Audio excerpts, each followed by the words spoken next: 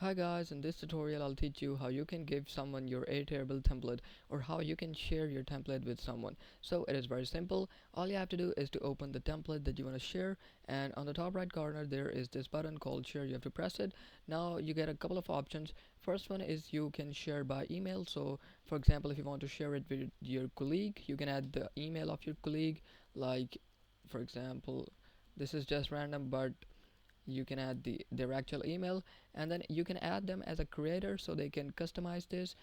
They can make changes. Then you can add them as an editor so they can do certain things but they cannot do certain actions, which you can see here.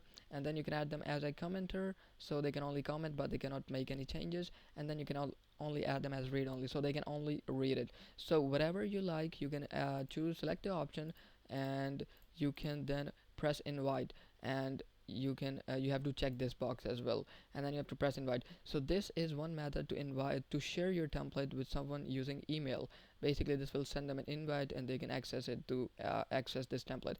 The other one is to create a link, and you have to just press create link, and you have to give them the permission. So again, you can select any option that you want, and you can allow any email address, or you can specify emails by entering the emails of your colleagues or your whatever person you want to share with. And you just have to press create link, and it will create a link that you can share with people.